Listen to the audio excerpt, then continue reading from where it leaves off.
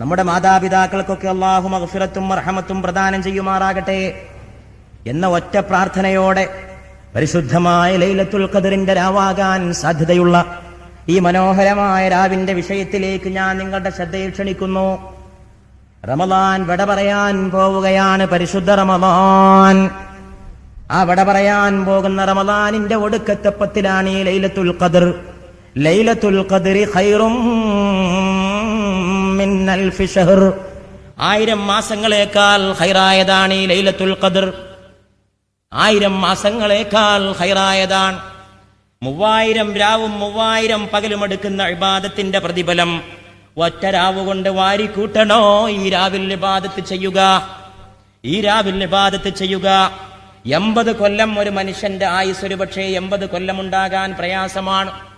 Indian average age 60 വയസ്സാണ് ഒരു ഇന്ത്യക്കാരന്റെ ശരാശരി ആയുസ്. പക്ഷേ 80 കൊല്ലത്തെ ഇബാദത്തെടുത്ത പ്രതിഫലം ഒറ്റ രാവ് കൊണ്ട് ലഭിക്കണമോ? ഈ പരിശുദ്ധമായ രാവ് കൊണ്ട് നേടുക. ലൈലത്തുൽ ഖദറി ഖൈറും മിൻ അൽഫി ശഹർ. 1000 മാസങ്ങളേക്കാൾ ഖൈറായതാണ് ഈ ലൈലത്തുൽ ഖദർ. അത് വളരെയേറെ പുണ്യമായ രാവാണ്, പവിത്രമായ രാവാണ്. അള്ളാഹുവിന്റെ അനുഗ്രഹങ്ങൾ ചൊരിഞ്ഞു വരുന്ന രാവാണ്.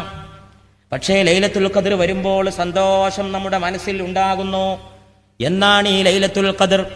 എന്താണ് ഈ ലൈലത്തുൽ ഖദർ? ലൈലത്തുൽ ഖദറി ഖൈറും മിൻ അൽഫി ശഹർ. ഇന്നാ അൻസൽനാഹു ഫീ ലൈലത്തുൽ ഖദർ. നാം ആ ഖുർആനിനെ ലൈലത്തുൽ ഖദറിലാണ് അവതരിപ്പിച്ചിട്ടുള്ളത്. ഖദറിന്റെ രാവിലാണ് നാം അതിനെ ഇറക്കിയിട്ടുള്ളത്. അതുകൊണ്ട് ആ മാസം വളരെ ശ്രേഷ്ഠമായ രാവാണ്. തനസ്സലുൽ മലായികതു വറൂഹ്. അന്ന് റൂഹും മലക്കുകളും ഇറങ്ങി വരും. റൂഹ് എന്ന് പറഞ്ഞാൽ മറ്റാരുമല്ല, ആമിന ബീവിയുടെ മുത്തുമോന്റെ നെറ്റിത്തടത്തിൽ വിയർപ്പ് തുള്ളികൾ സൃഷ്ടിച്ച റൂഹുൽ അമീൻ മലക്ക് ജിബ്രീൽ അലൈഹിസ്സലാം. ആ ജിബ്രീൽ ഇറങ്ങി വരുന്ന രാവാണ് ലൈലത്തുൽ ഖദർ. അത് ഇന്ന് രാവിൽ കോട്ടക്കൽ കുറ്റിപ്പുറത്തെ ചെനക്കലെ പാറപ്പുറത്തിറങ്ങുമോ? ജിബ്രീലിന്റെ ചിറകടി കൊണ്ട് എന്റെ സഹോദരങ്ങളെ നിങ്ങളുടെ കൽബുകൾ തഖ്വയുടെ പൂക്കളെ വിരിയിച്ചെടുക്കുമോ? അള്ളാഹുവിനെ മാത്രം അറിയുന്ന അജ്ഞാതമായ നിഗൂഢതകളാണ്. ആർക്ക് പറയാൻ കഴിയും അങ്ങനെ സംഭവിക്കുമോ എന്ന്? റബ്ബിന്റെ അനുഗ്രഹം ജിബ്രീലിന്റെ ചിറകേറി വരുന്ന രാവാണ് ലൈലത്തുൽ ഖദർ എന്ന് പറയുന്ന ഈ രാവ്. പരിശുദ്ധ റമളാനിന്റെ വിട പറയാൻ പോകുന്ന ഈ മനോഹരമായ രാവ്, ഒടുക്കത്തെ 10 നിങ്ങൾ അതിനെ തിരയുക എന്നാണ് മുത്ത് നമ്മോട് പറഞ്ഞിട്ടുള്ളത്. ഇത് ഇന്ന രാത്രിയാണെന്ന് പറഞ്ഞിട്ടില്ല. 27 രാവ് എന്ന് കണിശായിട്ടൊന്നും പറയാൻ കഴിയില്ല. അതൊക്കെ കൗമുണ്ടാക്കിയതാണ്. ചില ഉലമാക്കന്മാരൊക്കെ അങ്ങനെ അഭിപ്രായം പറഞ്ഞിട്ടുണ്ട്. 27 രാവ് ആകാൻ സാധ്യതയുണ്ടെന്ന്, അത്രേ ഉള്ളൂ.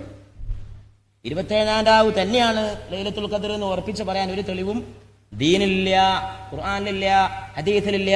നമ്മുടെ മദ്ഹബിന്റെ ഇമാമായ ഷാഫിഈ ഇമാമിന്റെ അഭിപ്രായത്തിൽ 21 രാവോ 23 രാവോ ആണ്.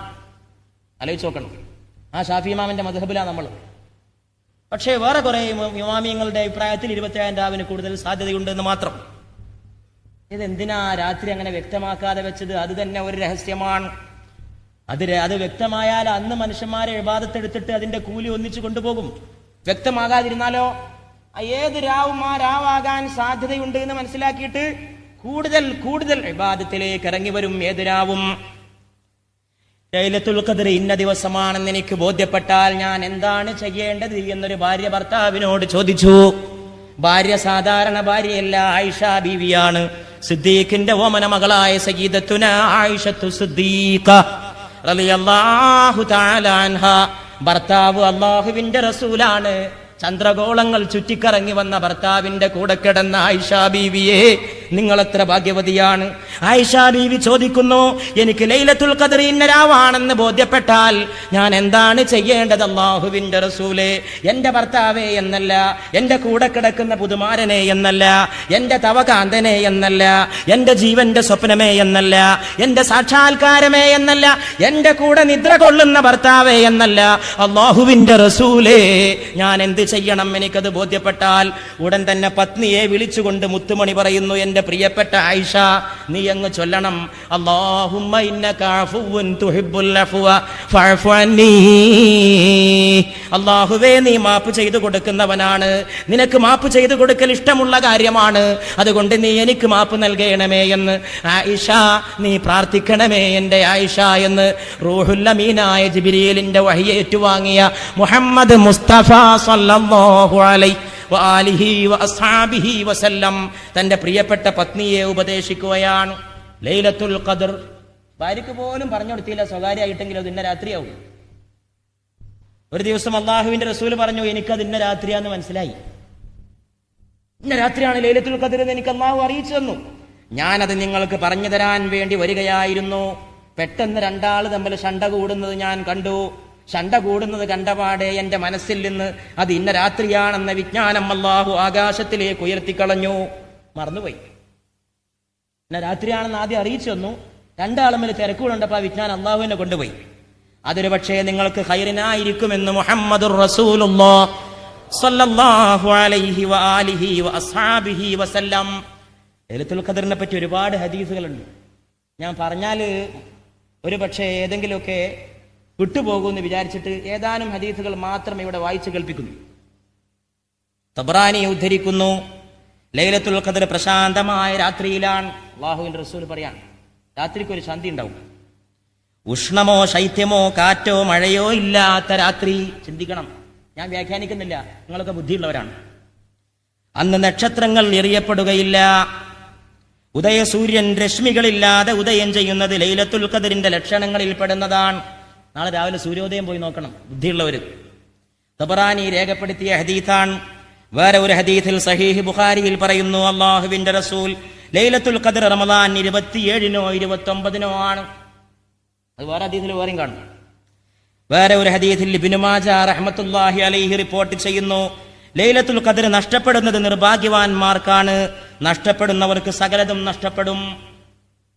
വേറെ ഒരു ഹദീസ് സഹീഹ് ബുഖാരി തന്നെ ഉദ്ധരിക്കുന്നു, നിങ്ങൾ അതിനെ റമദാൻ അവസാന 10-ലെ 9 ബാക്കിയുള്ളപ്പോൾ, 7 ബാക്കിയുള്ളപ്പോൾ, 5 ബാക്കിയുള്ളപ്പോൾ തിരയുക. പിടുത്തം കൊടുക്കാത്ത ഹദീസ്. 9 ബാക്കിയുള്ളപ്പോൾ, 70 ബാക്കിയുള്ളപ്പോൾ, 5 ബാക്കിയുള്ളപ്പോൾ തിരയുക. വേറെ ഒരു ഹദീസ് സഹീഹ് ബുഖാരി, വല്ലവനും ലൈലത്തുൽ ഖദറിനെ കണ്ടെത്തണമെങ്കിൽ റമദാനിലെ ഒടുവിലത്തെ 10-ൽ അതിനെ അന്വേഷിക്കണം. വേറെ ഒരു ഹദീസ് വീണ്ടും ബുഖാരി, റമദാൻ അവസാന 10-ലെ ഒറ്റയിട്ട രാവുകളിൽ ലൈലത്തുൽ ഖദറിനെ പ്രതീക്ഷിക്കുക.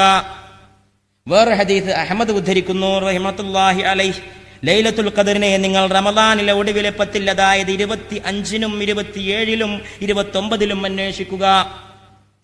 വീണ്ടും അഹ്മദ് റഹ്മഹുല്ലാഹ് ഉദ്ധരിക്കുന്നു, അല്ലാഹുവിന്റെ റസൂൽ പറഞ്ഞതായിട്ട്, ലൈലത്തുൽ ഖദർ റമദാനിലെ 27-ാം രാവിലാണ്. പക്ഷെ അത് കേട്ടിട്ട് 27 വിശ്വസിക്കാനും ഉറപ്പിച്ചു പറ്റില്ല. ഇവിടെ വേറെ 23 പറഞ്ഞാൽ അള്ളാന്റെ റസൂൽ തന്നെയാണ്. അത് ഈ റസൂൽ തന്നെയാണ് 29-ഉം 23-ഉം ഒക്കെ പറഞ്ഞത്. അതുകൊണ്ടാണ് ഇമാം ഷാഫി റഹ്മത്തുള്ളാഹി അലൈഹി 21-ാം രാവിനെയും 23-ാം രാവിനെയും പിടിച്ചത്. തിരുമേനിയുടെ സഹീഹ് ബുഖാരി ഉദ്ധരിക്കുന്നു, തിരുമേനിയുടെ അനുചരന്മാരിൽ കുറെ പേർ ലൈലത്തുൽ ഖദറിനെ റമദാനിലെ ഒടുവിലത്തെ ആഴ്ചയിൽ വരുന്നതായി സ്വപ്നം കണ്ടു. നബി സല്ലല്ലാഹു അലൈഹി വസല്ലം പറഞ്ഞു, നിങ്ങളുടെ എല്ലാം സ്വപ്നങ്ങൾ അവസാനത്തെ 7 ദിവസങ്ങളിൽ ഒത്തുവരുന്നതായിട്ടാണ് കാണുന്നത്. അതുകൊണ്ട് ആരെങ്കിലും ലൈലത്തുൽ ഖദറിനെ അന്വേഷിക്കുന്നുണ്ടെങ്കിൽ ഒടുവിലത്തെ ആഴ്ചയിൽ അവൻ അതിനെ കാത്തിരിക്കട്ടെ. സഹീഹ് ബുഖാരി. വേറെ ഒന്ന് വീണ്ടും തബ്റാനി ഉദ്ധരിക്കുന്നു, ലൈലത്തുൽ ഖദർ നിങ്ങൾ തേടിപ്പിടിക്കുക. റമദാനിലെ 21, 23, 25, 27, 29 എന്നീ ദിനങ്ങളിലെ ഒരു രാത്രിയിലാണിത്. അല്ലാഹുവിൽ വിശ്വസിച്ചും അവനിൽ നിന്നുള്ള പ്രതിഫലം ആശിച്ചും